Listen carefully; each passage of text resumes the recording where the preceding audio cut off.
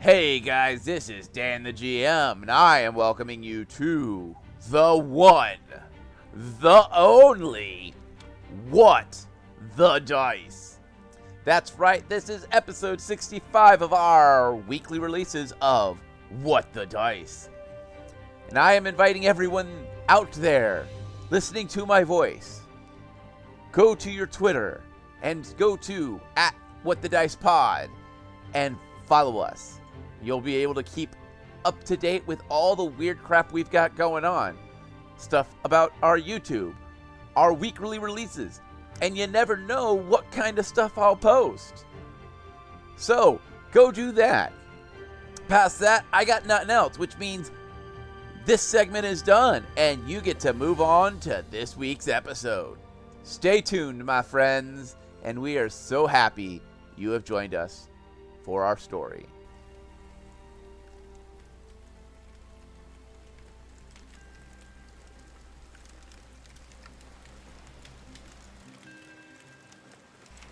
As we make our normal trek up to the storyteller's campsite, we notice something a bit peculiar.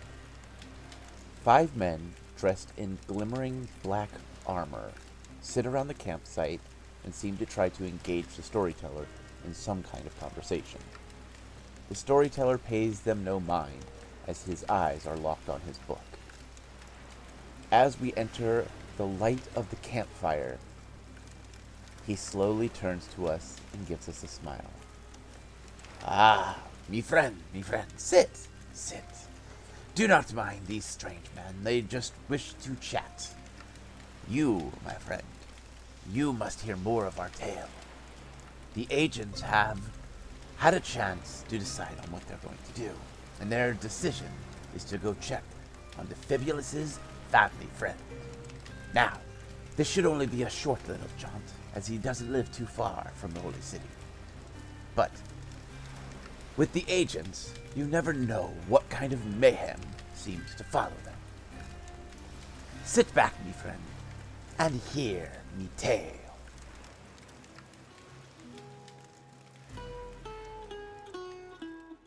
It is now morning in the Holy City. The air is cool and crisp as there's just the slightest bit of moisture clinging to the glass of your home. Ishel is cooking a hearty breakfast for everyone as he knows that you are preparing to go on a travel. Who is getting up first? Probably Kalila. Kalila or Clyde, because I need to just get up early and do my prayers. Yeah, it could be Clyde. I'll give it to him. Because I have to do the prayers and memorizing my spells and everything. If he gets up before the sunrise, then he beats Kalila. So, as you wake up, you are just starting to see Ishel prepping breakfast. Morning, Ishel. He gives you a bow and he goes, "Good morning. Sleep well, I hope." Always, since the god has blessed me. It is always nice to be woken with the blessings of a god. Did you sleep well? Yes, I've been very comfortable here. I have been trying to do much reading, and I have taken it upon myself to almost fall asleep with a book in my hand, it seems. Fantastic. Kalila, you would be woken up next, and you are starting to smell the fresh eggs being cooked. Nom! Okay. I'll go down and assist with breakfast. Assist as in eat? If it's already cooked, and then do my, cat-like stretches in the morning. So Difibulous would be the last to wake up. He is coming downstairs looking for his coffee. There's a thing of coffee ready for you. Ah, good. As you all prepare for your morning, and whichever way you do, you finish breakfast, your stretches, your prayers, and you are ready to head out and get on the trail to head to Difibulous's family friend's tavern. All right, I'm pretty sure we're all just waking up, eating some breakfast, and probably just gonna head out. Truth? As you travel, things are very calm and still on the road. The more north you head, the colder the air gets. There's a few moments where you're able to stop in nice areas to refresh the horses with food and drink, as well as a chance to do a little bit of cooking for yourself, unless you choose to eat field rations. I'll hunt some fresh meat for lunch or whatevs whenever we do. If it doesn't take long, I'm pretty sure we'll find plenty. As you guys approach the area where the road splits off, and you know that you'd be taking the last of the day's travel to heading to the tavern, you cut through a small area that is very swampy. You can smell the methane bubbling out from underneath the thick water. You can see off in the distance where it looked like either orcs or some humans had set up a small dam and created this humanoid-built swamp. The water is stagnant and seems to cling to everything it touches. Difibulous, I need you to roll a d20 and tell me what you get. 17. Okay? I need perception checks from everyone. 11. Nat 20. 32. Difibulous and Kalila, as you guys are starting to walk across, or walk your horses across the small spots of dry land, you see this brown sludge undulating in the water. Slime. Kalila's gonna point it out. I'm not jumping on it. Yeah, don't touch the slimes. You see a bubble pop up as it starts to move slowly towards you. This is the first one that's actually approached us. Most of the time, they just attack us when we accidentally step on them. I feel like if we had a giant sponge, we could just suck him up into a sponge. Get some salt, like a slug. Well, Kalila's gonna pull out her bow and shoot at the slime, because it's away, and I don't want to go trudging through some swamp water to hit it. Question for the DM. Yes. Is it safe to discharge a firearm out here with all the methane? I don't know. You might want to roll to find out. I mean, what would I roll for that? Knowledge, engineering, Or survival? or survival. Well, yeah, or survival. Yeah, engineering or survival. I'd say both, one and the other. It looks like a 19 total. It might not be the wisest thing to do, but if you are careful, you would be fine, as long as the spark is not inside the swampy area. Like if the Difibulous was in the water, no, would not be a good idea. Where you're at on the horse, you could be okay. Yes. Fair warning, guys. I may blow us all up shooting at it. Fair warning. Thanks for letting us know. Time to put my theory into test. So you both are taking a shot at it? Yeah. Yeah, mine's with my bow. All right. How far is it away from us? 60 feet. I got a 24 to hit. 25 to hit. Hit and hit. Your damages? We're getting there. 14 damage. This is more impressive than mine. Usually is. I can always teach you to use a gun. 6 damage. I don't think slimes have bleed. They do not. And then 6 damage it is. All right. I now need initiatives. Wait. So, did we get surprise attacks? Yeah. Oh, okay. So you're just timesing the damage for us. Yep. I have an 8. I have a 21. 16. All right. So Kalila with 8. Who had the 21? Me. That's a good roll for you. And Difibulous? 16. And Hugin is going on Kalila's round? Yeah. Okay. All right. So you guys are also on horses as well. Okay. Are any of you getting off of your horses? No. Okay. Clyde? If it's only one, I'll look around, and if it's only one, I'm not gonna get off. Okay. So I'm going to need these as well. Clyde, you are top of round. What would you like to do? Shoot it. All right. I was really perplexed for a moment. I literally had to like make a squint face and be like, what the heck at the shoot? And because I forgot he now has a rifle. He's not trained in it yet. Oh no, I'm gonna shoot with a bow. Oh. He still has his Oh. crappy bow. Crappy bow. Little basic go short bow of nothing. 19, That is a hit. 8 damage. Sorry, 10 damage. Total of 10 damage. All right. Because you said they're 60 feet, right? Yes. Difibulous, you're around. I am, dude. Well, since we had a surprise attack, would I have been able to reload between, or do I need to reload this round? You would need to reload this round, unless you're using your powderless. No, I'll save my powderless for now. I'll go ahead and reload. Are you reloading with any of your special ammo? I'm gonna try one of them. The ones I got for free. Where are they? I wrote them down.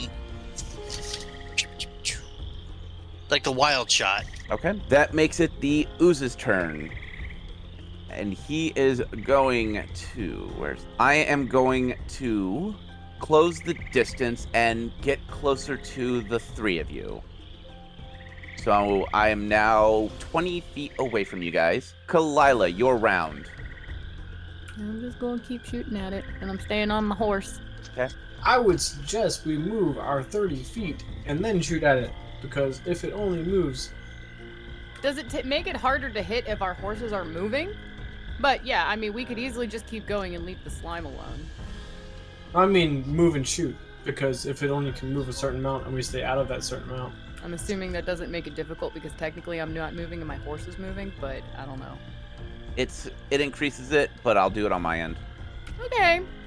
Yeah, we can keep moving, Stally, but aren't we supposed to be carefully monitoring where our horses are going? No. I mean, move, stop, shoot. Oh.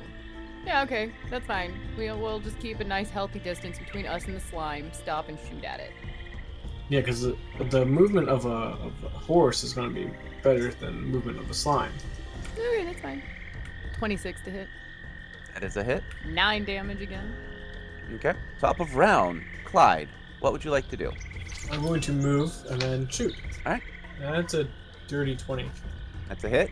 Oh, that's 7 damage. Difibulous. I was gonna use if I shoot that thing with a wild shot. All right. I need you to roll to hit. Nat 20. Okay. And damage? It's an extra 1d6 damage on top of your rifle weapon damage. Total of 10 damage.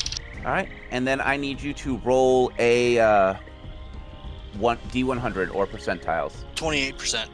28. All right. Difibulous, I also need you to roll 5d6. It got super quiet, or is it just me? I'm waiting on Difibulous to roll 5d6. Oh! 18. Okay. What was it? 18. 18. Difibulous, as that shot brings out a strange, clear mist, clearish white mist, enters your lungs, and you feel slightly different, but nothing seems to happen. I'm just gonna kind of look around like, what the hell? The Ooze's turn. The Ooze is going to move up, and seeing that Difibulous was the only one that didn't move, the Ooze is now within melee range of you. Kalila, your round. I'm going to move my horse accordingly and shoot at the thing. Unless I saw Difibulous breathe in weird mist, but I doubt it. You saw Difibulous breathe in weird mist. Where did the mist come from? The barrel of his gun. Has that happened before? No, but he did fire one of those weird bullets. Oh. Well, I probably wouldn't know that. Well, you would have seen him load it. Just gonna kind of like stare at him for just a second, then shoot the ooze if it's still coming at us. Mm-hmm. Is it within 30 feet for me? Yes. Well, it stopped at Difibulous. Difibulous never moved. You moved 30, so you should be about 60 feet away from him. Why isn't it Difibulous moving with us? He didn't move. Oh, he just stayed there? Mm-hmm. Okay. 29. Hit. 12. Okay. Clyde, you're around. Same thing. Does it look like it's being damaged at all? It looks like it is taking some bows and some shots, and it looks like it is getting injured, yes. Okay, well, the Difibulous did not move, so I'm going to move my horse to the slime and dismount and attack it. Okay. So your action would be to move up and dismount. Sure. So that makes it Difibulous's round. Until I move, I'm going to provoke an opportunity attack for it, won't I? Don't know. Gonna have to move to find out. Well, Clyde also just stopped right next to it, so in theory, you guys are flanking. Also, there's a possibility that if the ooze attacks one of you, it might hit the force. It has technically 4 targets. Well, only 3. I didn't. Oh, Yeah, he dismounted, so the horse would be behind you. yeah. I've got to reload this round anyway. I will go ahead and... Are you reloading another of the wild shot? Yeah, I'll reload another wild shot. Okay. The ooze's turn. Clyde Yes, sir. does a... There's no way I'm going to hit. I rolled a 10. Or altogether 10. So the ooze spits acid at you, which lands at your feet and sizzles. Oh, look, there's acid. Delilah, you're around. Not the kind of acid trip Difibulous wants. Did the ooze just spit acid? Yes. Yep. I just randomly, I want to, like, survival or hunter check that and know what kind of ooze we're fighting. Do I know anything about this? It's just, like, taking some arrows and not even giving a damn? Most animals don't give a damn, but yeah, you can roll your survival. Dirty 20. It is a brown ooze. They're pretty common to swampy areas, and they do have acid. Alright, so that's normal. Mm-hmm. Anything else? Like what they're weak against? Give me one sec. I accidentally closed the tab when I pulled up Mexi's shop. Oopsie poopsies. Let's see. You know that they have the acid that you saw is actually its digestion. Like it has Stomach acid! pretty much. Other than that, they're just pretty common to the swamp areas, and they act almost as like constrictors. They'll wrap around their prey, constrict them, and then absorb them. Clyde, don't let that thing coil around you. It acts like a snake. Yes, ma'am. As I take another shot at it. Oh, Dirty 20. that is a hit. 9. That makes it Clyde's turn. I attack. All right. Though I think we could probably just outrun this thing. By outrun, I mean, you know, walk. Yep. We could have. It's a 18. That's a hit. 13 damage. Difibulous, your round. I'm going to shoot it with this wild shot and see what it does this time. All right. And it's within 30 feet, you said, right? It's right next to you. It's melee range. Yes. It is 5 feet below you. Oh, so I'm just pointing the gun down and shooting it. Gotcha. Yeah, pretty much. Yeah. 24. That is a hit. I now need you to roll a D100 or percentiles, whichever. Before or after damage? After. 13 damage and a 92%. All of the water around you starts to sparkle white as this strange mist exits your barrel and seems to bless every drop of water within 30 feet of you. He's going to kind of blink, kind of confused about what just happened.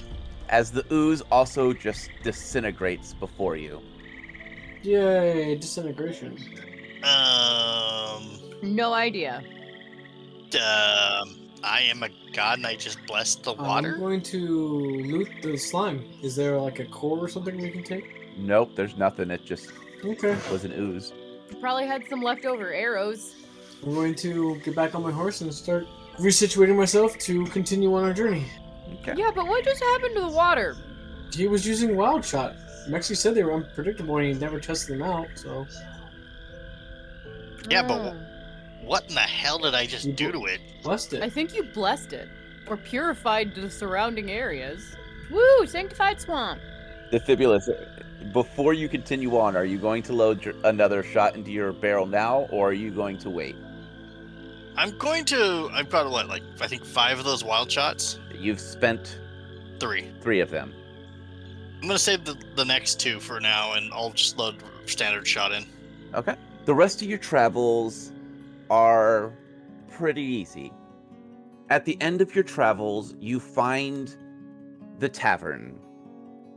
Tucked away behind some trees. Difibulous, from the last time you were here, things have changed a little bit. You see some fire skull marks across some of the wood that has been treated with tar. You see more heavily armed guards patrolling the area. The area has a maintained garden in front and still as welcoming as ever. Inside, you can hear the sound of a bard playing. What do you guys want to do? Go inside. The place looks a little more fortified than it was last time I was here. Difibulous. As you enter, the inside looks like it has been patched up from a massive fight. But it looks like it is old. Behind the bar, you see a half-orc loading barrels of alcohol. You see a bartender serving food, and you see another bartender cleaning. The tavern is busier than it's ever been. It is warm and inviting, and has the smell of fresh meat being cooked in the back. Difibulous will scan the bar to see if he can see his family friend in here. Perception. Dirty 20. Difibulous, as you scan the bar and your eyes finally see to the left of you, you see your family friend. He is leaning against the back wall, a stein in his hand. But there's something different about him. One of his eyes looks like it has been damaged. He wears an eye patch over it. He holds that stein of beer slightly different than you remember. Upon closer looking, you notice that both of his trigger fingers have been crushed, as if something heavy was slammed on it over and over. What would you like to do? Difibulous overjoyed to see that his friend is still alive. He's going to run up and just give him a flying hug. As you barrel into this heavy-chested dwarf, he catches you and gives you a hug. I thought you'd be dead. I heard that one of the brothers finally beat the other. Didn't think you had it in you to shoot him. We shot him all right. He kind of blew himself up, though. You actually found yourself some friends to help you with your mission of not being killed by my older brother? Yes. Yeah. Well, a friend of yours is a friend of mine. Come sit, Difibulous. Have a drink with me. In fact, have several. He'll motion everyone to come over to the table. Lila will approach and sit. Before you sits a very stocky dwarf. His hair has gone thin, and his beard is long and white. It looks as if he has braided in, instead of rings, little pieces of bullets that have been bored through. He waves his hand, and a bartender comes over, and he just starts rambling off drinks. A few minutes later, before you, is the biggest meal and probably the biggest stein of alcohol you have ever seen. Well, have a drink, me friends, and celebrate with me that Difibulous has returned and is safe. I was worried that my brother had the gun. I figured maybe he'd attacked you and took it and killed you or something. Well, yeah, well, your brother did get to me, but I was smart enough to dismantle the weapon and send it off. The only thing he was able to get was the stock, because that was the only thing I had left. That was the only part we got off of him, too. Well, that's the only part he had, but, it cost me both my trigger fingers and an eye. Brother never did take no for an answer very well. He wasn't smart enough to, sadly. Well, he was smart enough to come with many men and do quite a bit of damage. Sorry you got drug into this. Well, I've been a part of your family for longer than you've been alive, so it was only a matter of time before one of them decided to do something stupid. Well, there's only one of us left to do something stupid now, and that's me. Well, if you do something stupid, I'm gonna hit you with a frying pan. Oh, please don't. I saw the last person you hit with one of those. Yeah, I have to replace that iron pan. And that hammer. Well, I've seen what you can do with a frying pan and a hammer. Well, our We're a dwarfs, and we do like our hammers. So, now that your brother is, not available, shall we say, what is your plan? You going to go take the family fortune back? Well, I gotta figure out, first of all, where his wife... I can't imagine. Still can't believe someone married him. Where she went, and if she's gonna try to contest it, but eventually, I think? Well, you can also go find the weapon. That would give you quite an edge, and I might still have some information on where they went. You were actually pretty upset about that Difibulous. You thought it was completely destroyed. Oh, yeah, I would love to get the parts back and set it back where it belongs. I got other things I gotta do too, like keep you guys out of trouble and shoot things. Yeah, So- fight the darkness, save the Don't world. you mean shoot things and blow things up? Because aren't I the usually one that keeps you out of trouble? Details. Well, my short little friend, and I have great news. I was able to separate the gun into 5 main pieces. You've already got the stock, which means all you have left is the scope, the trigger, the loading mechanism, and the barrel itself. And I was smart and kept notes on where I sent everyone. Any information you have, Gramps, would be definitely helpful. Well, I'm not that old to be your grandfather. In fact, I'm older than that. You know that. I've been with your family longer than you've been around. Yeah, but I was smart. Your brother never liked going on boats. I've never understood that. Could be that he made them explode whenever he entered them. But I moved them to different continents. It cost quite a pretty penny, but I'd rather that gun never see the light of day again than let your skeevy little brother have it. well, I don't know what he built, but whatever he was shooting at us was creating a dragon head with all kinds of elemental stuff when it fired. Rather hurt. Well, he looks around and pulls out a small piece of paper and hands it to you. On the piece of paper, you see your father's writing. And it's the theory of why it was called the dragon rifle, or the dragon's breath rifle. The idea of it harnesses energy around it and literally fires out the element around it, creating the dragon a dragon skull to bite and do damage to its foes. Huh. I mean, the theory that Father had definitely different from what we saw, but it's close. You take that piece of paper. Yes. As you take that piece of paper, you start to notice that it seems to age rather quickly, and then just seems to disappear. Yeah. What? Wait. What? Yeah, Kalila is curious now too. Difibulous, that book that you got from the Bone Temple, where do you keep it? In my pack. You feel something weird in your pack, as if something is opening a book behind you. And then you feel it close. He'll, very confused, dig for the book and take it out. As you flip through, you notice that one of the pages has replaced itself. Do you remember how there was a section that was all burned away and ripped out? Yes. There's now a new page of the exact page that you just read. Because, well, that's weird and really handy. And oddly magic working. No ashes, yep. The dwarf stares at you and is like, oh, and what magical little trinket do you got there, huh? It was Remember my uncle that went missing on expedition a while back? Yeah, he was a madman. He said that there was a way to repeat life as many times as you wanted, as long as you could find the right key. Well, I found his crowbar and a book at a bone god temple. What god is made of bones? The Bone God.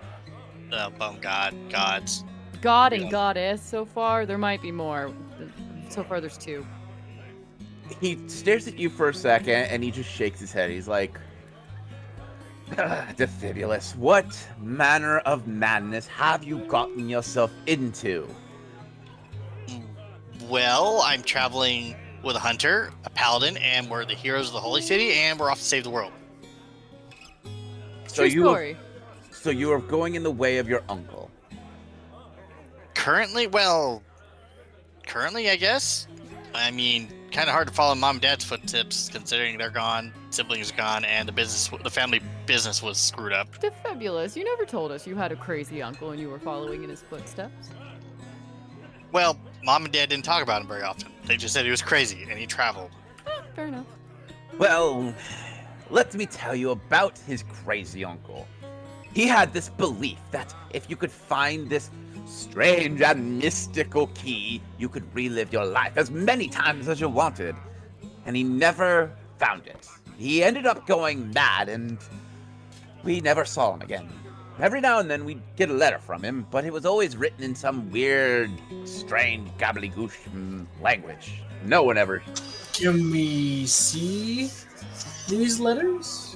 Nah, Those would be at home, wouldn't they? They would be with your parents, yes. They were the ones that collected the letters. Your mother kept them out of sentimentality, thinking that she would one day figure out what they meant and would be able to cure his madness. And, you know, your mother was the sentimental type. Your father, well, he knew that his brother went... Dad was practical. Yes, your father knew his brother went nuts. So... Have you been or heard anything about how the family home is? No. From what I heard, your brother decided that the family home wasn't big enough. Do you remember that big island just north of y'all? The one that mom and dad always said not to go to? Yes, that's the one. Well, your brother decided that he'd send a small army and take it over. So, technically, the short bolt factories are in that big island to the north. I believe he used something called indentured servants to deal with everything. I'm gonna have so much trouble getting the family name out of the mud after that. Mud? You'll be lucky to get them out of the core of the earth at this rate. Well, I mean, he's gone, so I just have to deal with his wife? I've seen drow that aren't as deep as this family name's gone. Well, you know the best part of going that far down? You can only go up. Or you keep going down and then you come out the other side. I don't think it works quite like that, but okay.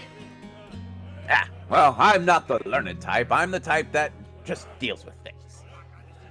Well, yeah, I'm really happy to see you weren't killed by my brother and his stupidities. Wow, and I'm glad I'm not dead. My tavern would be a mess without me. Well, I can definitely tell you once I'm done running around saving the world with my friends here that I will definitely come back and hear from you. Well, I hope you also do something about your family name. I did enjoy the perks of having our name attached to them. Well, since I'm the only one left, I've got to do something about it, so don't worry, I will fix the family name at some point. Kalila and Clyde, perception checks. Hold on. 11. 23. Kalila, during this conversation, you've noticed that across the bar, there are 2 half-orcs, a hobgoblin, and a drow that seem very keen on the conversation. Did Clyde notice it, or is he still looking like he's... Nope.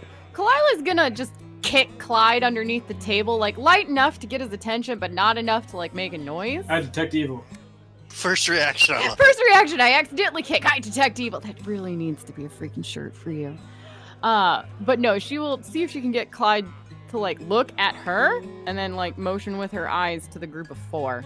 The hobgoblin is definitely evil. The two half orcs are not evil.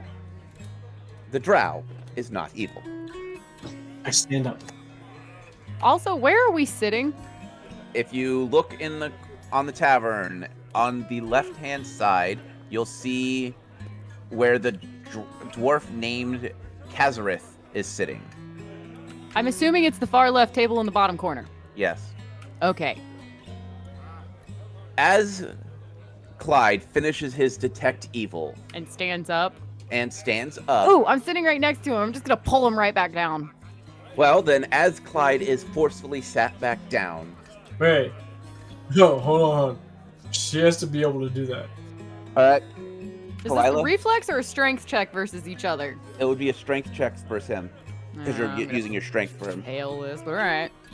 I have 15! She pulls me back down. Yes! I rolled a 3, so I have a 7. Oh, shit. You were caught off guard. It's okay. Wait, with the whole quiet shut, we don't want to make a scene. I was trying to stealthily tell you that they're looking at us. As Clyde is forcefully sat back down, the table that they're sitting at is flipped down. Okay, never mind. She steps behind Clyde so he can pull a shield out. Clyde stands back up. The two orcs take position, and the hobgoblin readies his crossbow. Yeah, I'm readying my bow as I'm stepping behind Clyde. You hear the hobgoblin call out, "Short round! Short round! There is a bid on your head. I've come to claim it. Who put a bid on my head this time? Doesn't matter. Yep. Your pretty little head will be served on a silver platter." Well, I mean, it depends on who you're going for, because one of your payers may be dead, so it might matter. Also, you got demoted there, Difibulous. Silver should be on gold. Can I shoot him now? Yeah, wait. Only silver? Man, you guys are woefully underpaid. With that snide comment, we end this episode here.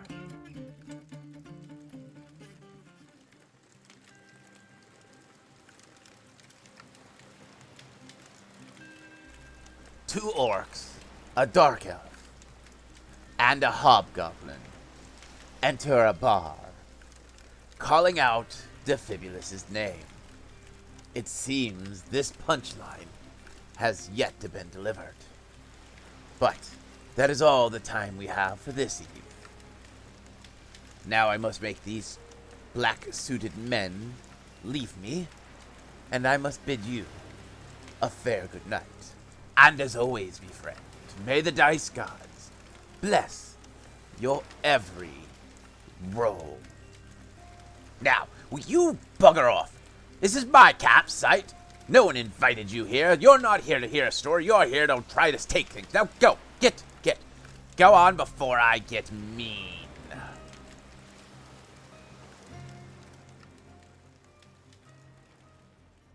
We here at What the Dice would like to thank Paizo for creating Pathfinder, Epidemic Sound for our music, as well as Sirenscape for our sound effects. If you would like to reach out to us, you can do so on Facebook at What the Dice Pod, Twitter at What the Dice Pod, and of course email whatthedicepod@gmail.com. And if you liked our little adventure, please share us with your friends and rate and review us.